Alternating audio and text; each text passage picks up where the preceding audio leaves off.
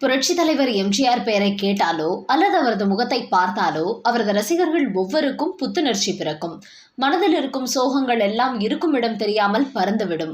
அப்படிப்பட்ட மாமனிதர் எம்ஜிஆர் இந்த வாழ்க்கையே வேண்டாம் என நினைத்து தண்டவாளத்தில் ரயிலின் குறுக்கே விழுந்து உயிரை விட துணிந்தார் என்றால் நம்ப முடிகிறதா? இந்த தகவல் எம்ஜிஆர் ரசிகர்கள் பல பேருக்கு தெரியாத ஒன்று.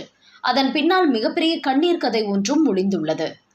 1942ஆம் வருடம் உலக யுத்தம் தீவிரமாக நடைபெற்று வந்த நேரம். சென்னையில் இருந்த பெரும்பாலானவர்கள் பயத்தில் தங்களது வீடுகளை காலி செய்துவிட்டு சொந்த ஊருக்கு மூட்டை முடிச்சுடன் பயணம் செய்தார்கள். அப்போது கொஞ்ச காலத்திற்கு முன்புதான் எம்ஜிஆருக்கு தங்கமணி என்பவருடன் திருமணமாகி இருந்தது. இந்த சமயத்தில் சென்னையில் இருக்க வேண்டாம் என்றும் சொந்த ஊருக்கு போய்விடலாம் என்றும் நிலைமை சரியான பிறகு திரும்பி வரலாம் என்றும் எம்ஜிஆரும் அவரது அண்ணனும் முடிவெடுத்தனர். ஆனால் அம்மா சத்யபாமாவோ இவர்களது முடிவுக்கு சம்மதிக்கவில்லை. எந்த எதிரி படைகள் வந்தாலும் சரி, யார் குண்டு போட்டாலும் சரி, சென்னையை விட்டு நான் போகப் போவதில்லை. உங்களுக்கு பயமாக இருந்தால் நீங்கள் உங்கள் மனைவி குழந்தைகளை அழைத்து கொண்டு போங்கள் என்று திட்டவட்டமாக கூறிவிட்டார். அம்மாவை மட்டும் தனியே விட்டுவிட்டு ஊருக்கு போவதா என எம்ஜிஆரும் அவரது அண்ணனும் யோசித்தனர். பிறகு ஒரு வழியாக அன்னி குழந்தைகளை கோவைக்கும் தனது மனைவியை கேரளாவில் பாலக்காட்டுக்கு அருகில் உள்ள அவரது பெற்றோர் வீட்டிற்கும் அனுப்பி வைப்பது என்று முடிவானது. எம்ஜிஆரின் அண்ணன் சக்கரபாணி இவர்களை அழைத்து கொண்டு ரயிலில் கிளம்பி சென்றார். அதே சமயம் எம்ஜிஆரின் மனைவி தங்கமணி எம்ஜிஆரை விட்டு பிரிந்து செல்ல மனமே இல்லை, நானும் இங்கே சென்னையிலே இருக்கிறேன் என்று கூறினார். இல்லை என்றால் நீங்களும் எங்களுடன் ஊருக்கு வந்துவிடுங்கள் என்று கண்ணீர் வடித்தார் தங்கமணி. ஆனால் எம்ஜிஆர் தன் தாயின் பிடிவாதத்தை சுட்டிக்காட்டி, அவருடன் யாராவது ஒருவராவது இருக்க வேண்டும், நீங்கள் எல்லோரும் ஊருக்கு செல்லுங்கள், நான் இன்னும் 1 மாதத்திற்குள் உன்னை பார்க்க அங்கு கட்டாயம் வருவேன் என்று கூறி அனுப்பி வைத்தார். ரயில் நிலையத்தில் கணவரை பிரிந்து போகிறோமே என்று எம்ஜிஆரின் மனைவி தங்கமணிக்கு மட்டுமல்ல, எம்ஜிஆருக்கும் மனைவியை பிரிகிறோமே என்று கண்களில் கண்ணீரே வந்துவிட்டது. ஒரு வழியாக சமாளித்து விடை கொடுத்து மனைவியை அனுப்பி வைத்தார். 1 மாதம் சென்ற நிலையில் கேரளாவில் உள்ள தனது மனைவியை பார்ப்பதற்காக ரயிலில் கிளம்பினார் எம்ஜிஆர். ஆனால் அங்கே அவர் செல்வதற்குள் துரதிருஷ்டவசமாக தங்கமணி அதற்கு முந்தைய நாள் தான் எதிர்பாராத விதமாக மாரடைப்பில் இறந்து போனார். எம்ஜிஆர் அதற்குள் சென்னையிலிருந்து ரயிலில் புறப்பட்டிருந்ததால் அவருக்கு தகவல் கூட சொல்ல முடியவில்லை. ஊருக்கு வந்து இறங்கிய பின்பே அவருக்கு இந்த விஷயம் தெரிந்தது. ஆம், முதல் நாள் எம்ஜிஆர் சென்னையில் ரயில் ஏறிய அதே சமயத்தில் தான் இங்கே தன் வீட்டருகில் இருந்த குளத்திற்கு சென்று குளித்துவிட்டு வந்து எம்ஜிஆரின் படத்தை வணங்கிவிட்டு எல்லோரிடமும் சிரித்து பேசிக் கொண்டிருந்த தங்கமணி சிறிது நேரத்தில் யாரும் எதிர்பாராத விதமாக மாரடைப்பு ஏற்பட்டு திடீரென உயிரை விட்டிருக்கிறார். அதன் பிறகுதான் எம்ஜிஆருக்கு தந்தி கொடுத்திருக்கிறார்கள்.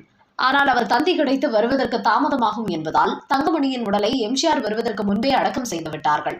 அப்போது தங்கமணியின் அப்பா எம்ஜிஆரிடம், சாவதற்கு கொஞ்ச நேரத்துக்கு முன்பு கூட என் கணவர் விரைவில் வந்து என்னை சந்திப்பார் என்று சந்தோஷத்துடன் தங்கமணி கூறிய தகவலையும் அழுது கொண்டே சொன்னார்.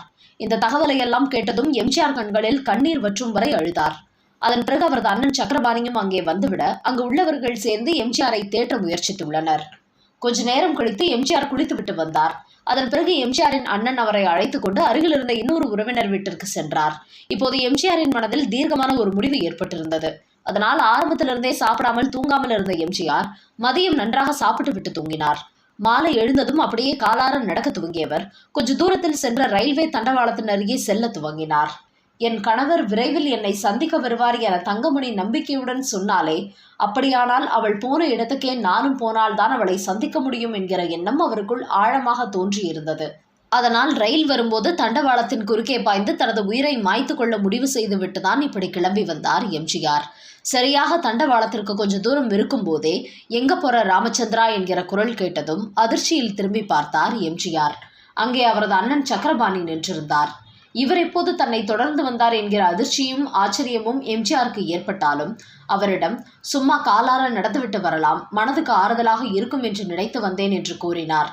அப்படியா ராமச்சந்திரா, சரி நானும் உன் கூடவே இருக்கிறேன் என்ற அண்ணன் கூற எம்ஜிஆர் குழப்பத்துடன் அவரை பார்த்தார். அப்போது அண்ணன் சக்கரபாணி, ராமச்சந்திரா, உன்னை பற்றி எனக்கு தெரியாதா? ஒரு உயிர் போனதற்கு பரிகாரம் இன்னொரு உயிரை போக்கிக் கொள்வது அல்ல என்று சக்கரபாணி கூறியதும், எப்படி தன் மனதை படித்தது போல கூறுகிறார் என்று எம்ஜிஆர் அதிர்ந்து போனார். உடனே சக்கரபாணி, ராமச்சந்திரா, தங்கமணி நம்மை விட்டு போய்விட்டாள், அது துரதிர்ஷ்டம்தான். அதற்காக நீ உயிரை விடுவதால் என்ன ஆகப் போகிறது? அவள் உயிர் போகும்போது கூட அவளது தந்தை, தாய், இன்னும் சிறுவயதான தம்பி எல்லோரையும் காப்பாற்றுவதற்கு என் கணவன் உயிரோடு இருக்கிறாரே, அவர் எல்லோரையும் நன்றாக பார்த்து கொள்வார் என்கிற நம்பிக்கையில் தானே உயிரை விட்டிருப்பாள். நாளை நீ நல்ல நிலைக்கு வந்து அவர்களை எல்லாம் நல்லபடியாக பார்த்து கொள்வது தானே இறந்து போன உன் மனைவிக்கு செய்யும் கடமையாக இருக்கும் என்று அமைதியாக உபதேசம் செய்து எம்ஜிஆரை வீட்டிற்கு அழைத்துச் சென்றார். அதன் பிறகு மறுநாள் காலை எம்ஜிஆரிடம் வந்த சக்கரபாணி, ராமச்சந்திரா, கோவையில் கலைவாணர் என்.எஸ். கிருஷ்ணன் இருக்கிறார். இந்த தகவல் கேள்விப்பட்டதும் அவர் உன்னை அழைத்து கொண்டு வரச் சொன்னார். கிளம்பி போகலாம் வா என்று எம்ஜிஆரை அழைத்து கொண்டு கோவையில் என்.எஸ். கிருஷ்ணன் தங்கியிருந்த இடத்திற்கு சென்று அவரை சந்தித்தனர். அப்போது என்.எஸ். கிருஷ்ணனும் தன் பங்கிற்கு எம்ஜிஆருக்கு ஆறுதலும் சில அறிவுரைகளும் கூறி சக்கரபாணியிடம், நீ இப்போதே ராமச்சந்திரனை அழைத்து கொண்டு சென்னைக்கு கிளம்பு. இங்கு இருந்தால் அவன் மனது தங்கமணியை நினைத்து கொண்டே தேவையில்லாத யோசனைகளை செய்யும். சில நாட்களில் நானும் சென்னை வந்து அங்கே உங்களை பார்க்கிறேன் என்று கூறி அன்றைய தினமே எம்ஜிஆரையும் அவரது அண்ணன் சக்கரபாணியையும் சென்னைக்கு அனுப்பி வைத்தார் கலைவாணர். அதன் பிறகு எம்ஜிஆர் கொஞ்சம் கொஞ்சமாக மனைவியை இழந்த பாதிப்பிலிருந்து மீண்டு இயல்பு வாழ்க்கைக்கு திரும்பினார்.